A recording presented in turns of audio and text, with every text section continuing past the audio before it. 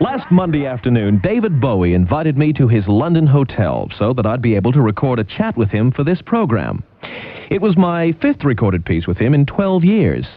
And I was really flattered at this meeting because it was, apart from his press conference of March 17th, the only radio interview he'd wanted to do for quite a long time. Well, I met him on his own in his elegantly appointed suite, and he was looking very bronzed, very healthy, and wearing a casual suit with an open-necked khaki shirt. What follows after his current single, Let's Dance, is our recorded conversation. You were looking so fit, so tanned. I mean, what have you been doing to look so well? I just got back from Australia to do I was doing the promo videos for some of the tracks of the new album out there. And that was something like 116 degrees heat in the bush. But then I seem to have spent the last 6 months in hot climes. I was in Rarotonga before that on the Oshima movie. So I've been back and forth in there, so I've inevitably got tanned. I was going to ask you about the video. Presumably Let's Dance, then, the single, that video was done in Australia too. Yes, that's right. Yeah. Who are those people? I wanted to work with Aborigines, but not in a kind of a cliche context. I didn't want them to be dressed up in war paint or tribal gear. I know it's something they're terribly against at the moment as well. And so I wanted to find a couple of just really pleasant-looking, young, modern people who happen to be Aborigines. And I found these two in Sydney. One of them goes to a dance school and the other one's a boyfriend or something, named Terry and Jolene. And I just thought they're such natural stars. I mean, they're wonderful kids. They've never acted before in their lives. And they're just perfect for this thing that I wanted to do. Right. Now, you're back in Britain. I mean, do you come back often as a private person at all? No, I've been back quite a few times, yeah, privately, but only for a couple of days or a weekend or something. Is that ever difficult for you to come back privately, though? Because there are always photographers at airports just waiting. No, I have absolutely no problem coming in and out. I've been through London many times without people know. I mean, it's very easy to avoid all that. I guess it's how much you want your photograph taken. I mean, do you still think of Britain as home, then? No, I don't. No, I guess I've become far more international in terms of living. I feel quite at home in just about anywhere now, on a temporary basis. Where do you spend most of your time? Again, what is most of one's time? Over the last year, it's been London, New York, South Pacific, Australia, Africa, and occasionally Switzerland. I mean, that's been this year. And this coming year, for the next 6 months, it'll be just about every city in the world. So it's not important to you to have a roots or a home base? I don't feel it. No, I'm not really a roots person in terms of home. It's interesting to find someone as successful as you obviously are in your chosen fields, and plural, to be as busy as you are. I mean, what keeps you going? Because you've had success, haven't you? And you've and all that means. But yet you want to keep working. I mean, it's a fairly grueling schedule doing all this touring. Yes, it is. The reason I want to tour is that I've not toured for 5 or 6 years, and it really is exciting now again. And it got to a point where I just couldn't get very excited about doing the 100th gig on a 200 city tour. I mean, it was just one tour after another, and the excitement went for me, and it's taken all this time to get to a point where I really want to tour again. In the mid-'70s, you began experimenting with, and recording too, disco soul music, and now you've embraced this music again with Chic's Nile Rodgers, and the evidence of the single anyway. Yeah. What has been the inspiration then behind your current direction? When I went to Rarotonga to do the Oshima movie, I wanted to pull out some cassettes and tapes to take with me for something to listen to. And I found that my natural inclination was to choose mainly rhythm and blues from the 50s and 60s. I wanted to find stuff that I could play over and over again, because in the South Pacific it can get very boring. That's a real desert island disc situation. It really is a desert, yeah. And I really was doing my desert island discs in a way, and I found it was interesting to see what in fact I did choose. Everything from James Brown to Alan Freed Rock and Roll Orchestra, Elmore James, Albert King. I surprised myself. I eventually got there. There was just about nothing representing the last 15, 20 years. Amazing. And that's why and then I asked myself, why have I chosen this music? What is it about this that makes me play it over and over again? And the fact was that it had such a human, emotional quality to it, without making, without pinpointing a tight situation. It's very non-uptight music, and it comes from a sense of pleasure and happiness, and there's a enthusiasm and an optimism on those recordings. Maybe we could take a break now and just hear maybe a track that you would have taken to your desert island then. Of all the things you remembered, is there something going in your head that you'd like to hear now? I mean, you mentioned some great names like Elmore James there. And, okay, all right then. Try and find this one. Bobby Gregg and his band playing The Jam. That was Bobby Gregg and his band with The Jam that David Bowie took down to the South Pacific when he was working on a film a few months ago. Because you were doing R&B yourself, weren't you, in the 1960s? I desperately wanted to be a rhythm and blues saxophonist. I mean, that was my big thing. I wanted to be part of an equivalent of the Little Richard Band. I mean, that was my ideal thing to do when I was about... Actually, that was earlier. When I was about 13 or 14, that's what I wanted to do. So I played tenor with a few bands around town in those days. But I got into one band. I think it was... Now, which band would it have been? God. I think it was a different band every week. Or it was the same band and we changed their name a lot. I can't remember which. It all blurs. But I found that I wanted to start writing my own material for that band, and the sax started taking second place to singing and writing songs. Back in 1982 and now 83, working with Nile Rodgers, how did the two of you meet up? Did you know each other from before? We firstly met in a club in New York. No, I'd never met Nile before. I'd always thought his work was really good. I mean, it was just a wonderful bass and rhythm sound, and guitar. His guitar playing is also excellent.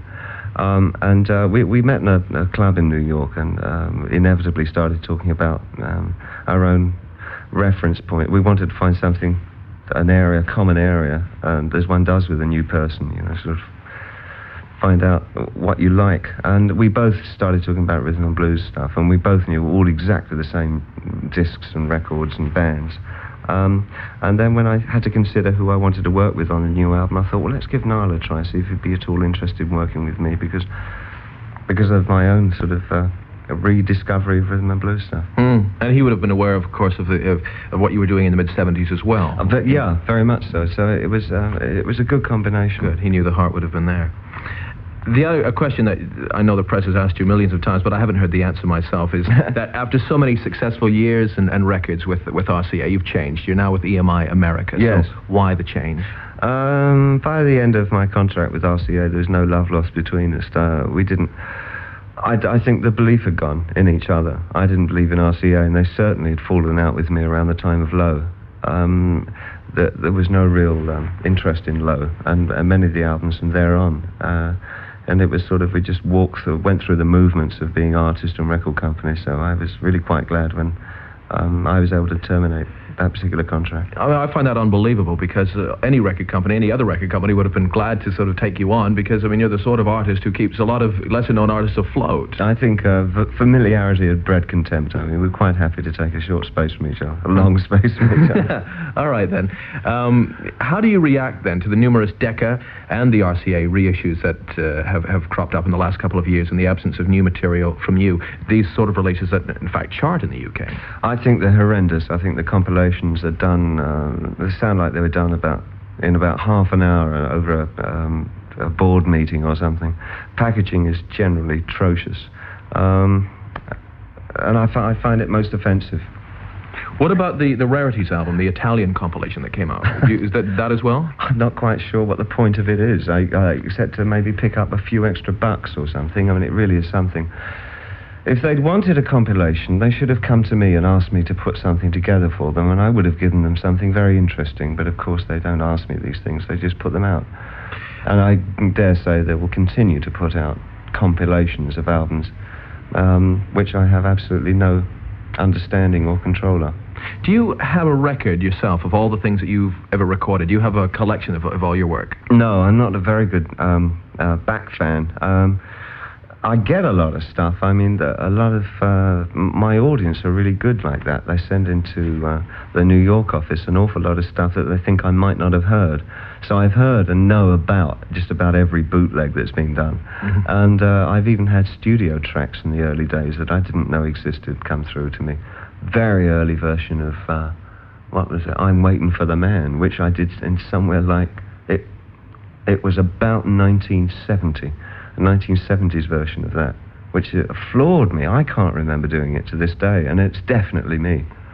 Amazing. It's quite definitely me. What about other memorabilia or paraphernalia, like a stylophone, for example, that you used in Space Oddity? Do you have anything like that? I probably have that. Things I've got, I think, every item of clothing I've ever worn. I always keep that stuff. I can't, stuff like that, I find I'm very reluctant to throw away. I've got all the very early Kansai costumes and all the early stuff in the Rainbow and the stuff that was specially made and all the Dada-looking things. I've got all that. What about the Ziggy Stardust period? Now, that seems to be, musically, for a lot of people today who always quote you as being a prime influence. Does that seem, the Ziggy Stardust fella himself, is he a long time ago in a far-off place, or is he still fairly fresh to you? I can't. Happened then? I find it very refreshing to look at. I mean, it's an extraordinary. It was an extraordinary phenomenon in rock at that time. I can't really relate to the kind of enthusiasm I must have had for him at the time. That I'm very much divorced from that situation. It is hard to connect with that. But that's been with purpose. I've really cut myself off purposely from that situation, because for so many years it hindered my own physical and emotional state, and it was such a hard thing to try and live his life. It was not pleasant, so I really closed the door on him. Now, as I said, people constantly quote you as being a major influence on their own music, notably Gary Newman, Japan, the Human League. I mean, do you see your own influence when you hear records by these other people, particularly coming out of Great Britain? Oh, of course I do, but it certainly doesn't stop me from liking some of these bands and feeling very... I mean, I really encouraged people to try and listen to or accept Human League for a start. I was great fans of theirs from the moment they came out. I thought they were really... they had some very interesting things to say. Yes, I do. I do see those influences. Yeah. Do you ever play any other? I mean, modern. I mean, you were talking about the R&B stuff. Yeah. Are you aware? Do you keep up to date with what's happening in this country? No, I get a lot of those things very secondhand. What about the Bauhaus record? In a session for us, they did one of your songs. They did Ziggy Stardust. Yes. That later became a single. Have you heard that? Yes, I got that a couple of weeks ago. I'm not very. I'm not a great follower of modern music, and I never was. My influences, I purposely have never listened to the music of the moment when I've been writing or working, because I wanted my stuff to come from a direction that wasn't involved with whatever was going on at the time. Or if I did listen to modern music, it was usually something right off the wall, or something that really nobody was listening to. And it would be ethnic music, or even modern classical music, or when there was a proliferation of punk and new wave music, I was listening mainly to Philip Glass and Steve Reich at the time, which was a lot calmer, more transcendental kind of music format. So I try and run against the grain to, I think, keep my own writing sounding fresh and feeling fresh. How about the Bauhaus single? What was your reaction to that? Did you enjoy what they had done?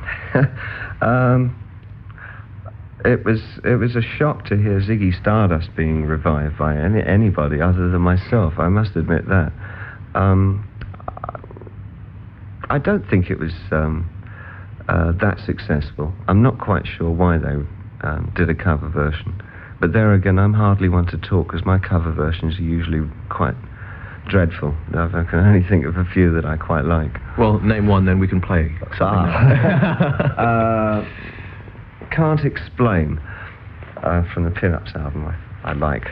David Bowie and his version of Pin-Ups of Can't Explain It. I remember meeting you in France when you were recording that album. That's right, yes, at Deauville. That's right, yeah, sure. Now, and you've recorded with other people, of course, over the years, notably Bing Crosby and Queen and John Lennon. I mean, is there anybody that you can think of that you'd really like to do a duet with, that you haven't worked with, that you would like to... Absolutely no one. There never was in the first place. These things just seem to come about. I've never really wanted to record with other people. These things just sort of happened. I can't think of anybody offhand that I would, yes, it would be a lot of fun, with absolutely no purpose, but a lot of fun to make a record with Kraftwerk. That would be fun. Last year, our listeners would have seen you in a BBC television production of Bertolt Brecht's Ball. What was it about this play that attracted you to it? I think the role was much stronger in the reading than it was in actual presentation. Although, looking back on it and having seen it since its broadcast, I find it a very strong piece of television, but not very accessible. It's not an accessible format to shoot that long range. I mean, his cameras, Alan's cameras were almost in the next studio. I mean, it was talk about long shots, and it was very hard to see the action because it was sort of, characters were so diminutive on the screen. But the role itself, I found an interesting role to get into. I mean, he was such a gregarious, loud person, and it was sort of such an emotional cripple. When I look at roles, they either have to have an emotional or a physical limp. That's the kind of role that interests me. Presumably you are turning down scripts all the time now that people, ever since you did the first movie and when you appeared on stage in The Elephant Man, you must be inundated with scripts all the time. And I was going to ask you what you're looking for in a script. Well, up until Elephant Man, it was the same role I was turning down time after time. It's usually a green Martian who plays rock and roll music, but the Elephant Man sort of changed that. Now it's a green Martian who limps. The roles have been getting more interesting over the last few years, and culminating with the Oshima role of Celia's in Merry Christmas, Mr. Lawrence, which to date has been the most fulfilling thing I've done. And when will we see that? That's in, I think, it goes to the Cannes Film Festival in May, and then probably opens up in London after that. I'm very excited about that one. Is there any music at all in it? Yeah, the music's by Sakamoto from Yellow Magic Orchestra. Oh, sure. And it has a sort of Javanese feel, because the thing is set in Java, in a prisoner of war camp, Japanese prisoner of war camp. Now, working obviously on stage like The Elephant Man, I guess is a bit more like being on stage making music as opposed to being on location doing a film. Do you know any stage fear at all? Because I saw you on television in America when you were doing The Elephant Man, and I thought, this is really brave, and you carried it off with the same kind of conviction you would carry off performing in some music, perhaps. First night of Elephant Man was probably the most frightening stage thing for me ever. Well, it is the most demanding role I have ever seen anyone take on, certainly. I was terrified before going on stage with that thing. I think listeners who know that you played The Elephant Man without any kind of makeup, you were yourself on stage, but you threw yourself into this character, and it was easy to forget that you were watching David Bowie, and I thought that was its success. It was the disorders were intimated rather than seen, yeah. I think that is the thing with John Merrick, the character, is that the deformities were so awful that it would be hard to see past those deformities and see the real person. If that was what you were faced with on stage, you'd be continually looking at the makeup job and seeing the actor trying to come out of it. A problem, I presume, that John Hurt had to contend with when he did the film version. On stage, I think, in fact, it helped not to have the makeup. In fact, it didn't hinder it at all. What about the other movie you've done then? Because you mentioned something you're pleased with, which is Merry Christmas, Mr. Lawrence, which we should be seeing in the springtime. What about The Hunger? The Hunger, again, for me, was successful in terms of the very thing I've just been saying. Oh, dear. It's a makeup job. I have to work through layers and layers of plastic. But I think the success of that is that because he's an older man, about 300 years old, the makeup that Dick Smith did for that is so incredibly real that he made it work on muscle to muscle. If I move a muscle of my face, it's reflected in the makeup itself, and it's quite the most sensational makeup. It's fantastic. You're playing an old man in this. Yeah. Well, he ages from his mid-30s to about 300 in about 2.5 days, I think. Why? Can you tell us anything about it? A little vampire experience, and his time clock goes wrong. Because he's not a real vampire. He was made into a vampire. And as we all know, real vampires can stay around forever, but the pretenders don't last above 300 years or something. It's a funny little piece. And that is out this year as well? That comes out this year. I think that's quite soon, actually. I think that's about March or April release. And Catherine Deneuve is in it. Catherine Deneuve is in it, and Susan Sarandon. Who's Susan in particular. Catherine is excellent, but Susan Sarandon for me is absolutely extraordinary. She's a great actress, fabulous actress. And again, I'll ask you if there's any of your music in the film. No. I tried not to incorporate any of my music in any of the films where I'm supposed to be taking on the part of a role. Just to keep it totally divorced, then. Yeah. I want to ask you about the new album finally now.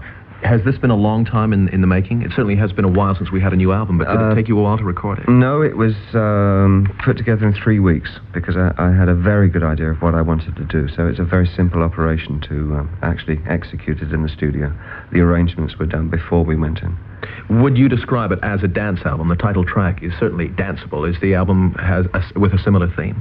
I think you could dance to about everything on it, but really Let's Dance is, by virtue of its title and the instrumental makeup, the only real dance track on it. Is it all your own material as well? No, some of it is by others. I did a cover version of, half others actually, a song that I did write with Iggy Pop called China Girl. Mm-hmm. That's one of the tracks. And one track that I didn't write, in fact, was by I think they're a London band, I might be wrong, called Metro. They had a single out called Criminal World a few years ago. That's the song that I covered on the album. I always thought that was a wonderful song. Yeah, so did I. Remember that on Transatlantic Records. It was really good. Yeah. Wasn't that to Peter Godwin, I think, wrote the song? Because I think he comes from Bury St Edmunds.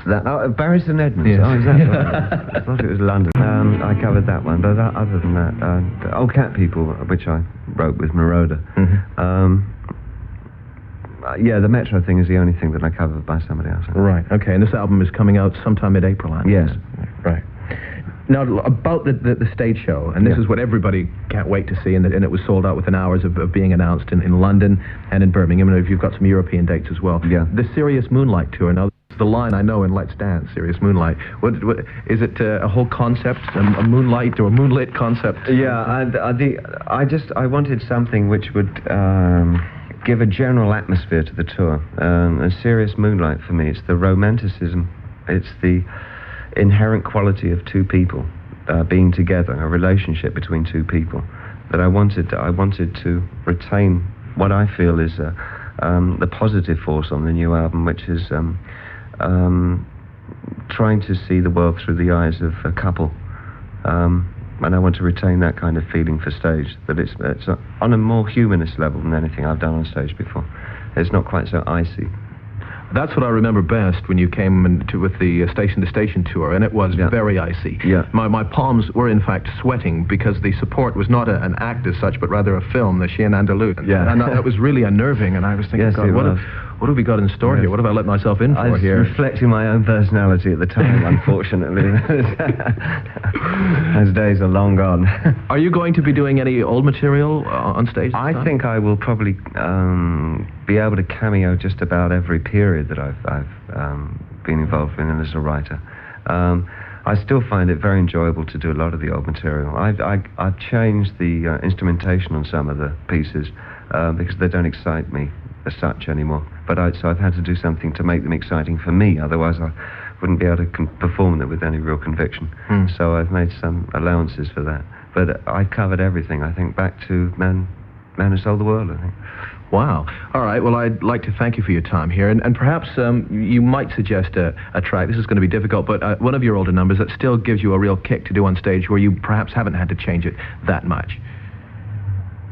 Crikey. That's all I can say to that. Is there something that... I guess, Rebel, Rebel. All right, we'll play us out with that. And I look forward to seeing you in June in London. Okay, all right. Wonderful. Thank you. Thank you. Rebel, Rebel. And before that, Metro's version, the original version of Criminal World, which David Bowie has covered for his Let's Dance LP, due in April. And of course, I can't wait to see him in concert in June. Incidentally, as this program is going out, Bowie will be relaxing on an island in the sun somewhere. At least that's what he told me when I was packing up my recording gear. He also mentioned another old rock and roll favorite that he'd been listening to on cassette while filming Merry Christmas, Mr. Lawrence. He actually dared us to find it, so, I mean, how could I resist? This is a real example of the brave new music of the 1950s. From Alan Freed and his rock and roll band, this is Right Now, Right Now, introduced by the legendary rock and roll DJ Alan Freed.